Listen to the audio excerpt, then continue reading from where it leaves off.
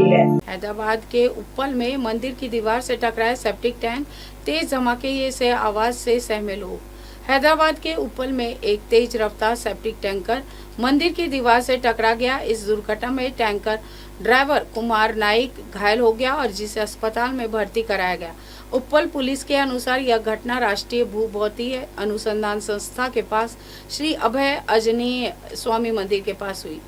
17 सितंबर को 75 साल के हो गए हैं पीएम मोदी। वैश्विक नेताओं ने प्रधानमंत्री के बारे में क्या कहा? प्रधानमंत्री नरेंद्र मोदी 17 सितंबर यानी कि आज 75 वर्ष के हो चुके हैं। इस अवसर पर वे मध्य प्रदेश में टेक्सटाइल पार्क का उद्घाटन करने गए। पीएम मोदी सबसे लंबे समय तक सेवा देने वाले गैर कांग्रेसी पीएम है। रूस के राष्ट्रपति पुतिन ने उनकी इंडिया फर्स्ट नीति की सराहना की है। अमेरिकी राष्ट्रपति ट्रंप ने उन्हें महान प्रधानमंत्री बताया, जो वहीं ऑस्ट्रेलिया के पीएम अल्बानीज ने उन्हें बॉस कहा है। दिल्ली एयरपोर्ट से सफर करने वालों के लिए गुड न्यूज, शुरू हुआ चारों रनवे, कम होने लगा एयर ट्रैफिक कंजेशन। दिल्ली के आईजीआई एयरपोर्ट पर रनवे 10/28 के खुलने से विमानों की आवाजाही सामान्य हो गई है। चारों रनवे चालू होने से हवाई यातायात में सुधार हुआ है। उड़ानों की समय सारिणी पर इसका सकारात्मक असर दिखा है। पहले रद्द की गई 114 उड़ानों को धीरे धीरे बहाल किया गया और डायल के अनुसार स्थिति को पूरी तरह सामान्य करने में थोड़ा समय लगेगा। बढ़ती गर्मी और प्रदूषण से हवा में बढ़ रहा ओजोन का स्तर, वैज्ञानिकों ने जताई चिंता। हाउस गैसों के उत्सर्जन को रोकने के लिए किए गए वैश्विक प्रयासों से अंटार्कटिका में ओजोन परत में हुए छेद भरने लगे हैं। MIT के नेतृत्व में हुए वैश्विक अध्ययन में सामने आया है कि अंटार्कटिका ओजोन परत धीरे धीरे ठीक हो रही है। वहीं दूसरी तरफ जमीनी स्तर पर ओजोन गैस का प्रदूषण नई चुनौती बनकर उभर रहा है।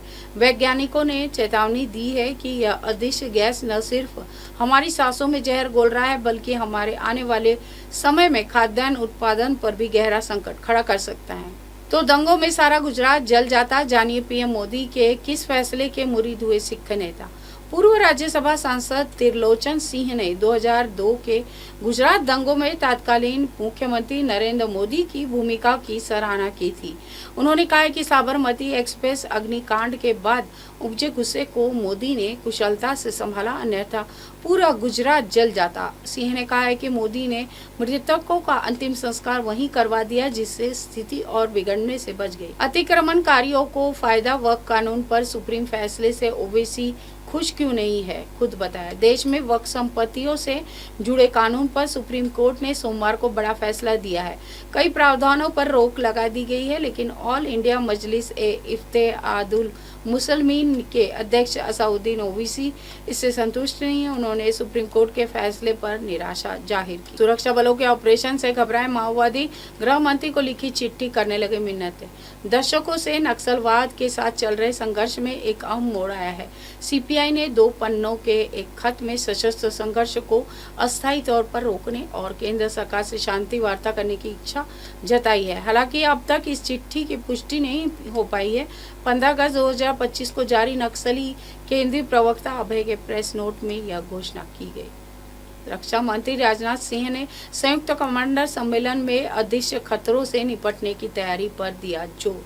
भारत के रक्षा क्षेत्र को आक्रामक और रक्षात्मक क्षमताओं का संगम बताते हुए राजनाथ सिंह ने कमांडरों से सक्रिय दृष्टिकोण अपनाने और प्रधानमंत्री नरेंद्र मोदी के विजन अनुरूप स्वदेशी हवाई रक्षा प्रणाली सुदर्शन चक्र के निर्माण पर फोकस रखने के लिए कहा है। अडानी ग्रुप की मानहानि शिकायत पर यूट्यूबर अभिसार शर्मा और पारुलेकर को कोर्ट ने भेजा नोटिस।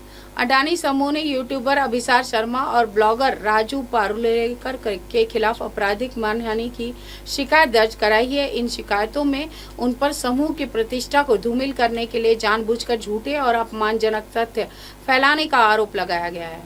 रूसी सेना में जबरन भर्ती, थमाए गए हथियार, अब मौत की कगार पर पंजाब का शख्स, परिवार ने लगाई मदद की गुहार। भारत ने गुरुवार को अपने नागरिकों से रूसी सेना में शामिल होने के प्रस्तावों से दूर रहने की अपील की है और मांग की है कि मॉस्को रूसी के सेना के सहायक कर्मचारियों के रूप में भारतीयों की भर्ती को बंद करे। पंजाब में मोगा जिले के एक गांव का 25 वर्षीय युवक पिछले वर्ष छात्र वीजा पर रूस गया था, जहां उसकी सेना में भर्ती हुई और उसे धोखे से रूस यूक्रेन संघर्ष में ढकेल दिया गया। इस युवक के परिवार ने यह दावा किया। हाय हेलो नमस्कार, मैं हूं पंकज विष्णु और आप देख रहे हैं MNS न्यूज। देखिए साईं बाबा की आरती लाइव शिरडी से हर रोज सुबह सिर्फ MNS न्यूज पर। आप देख रहे हैं MNS न्यूज, सच जरूर।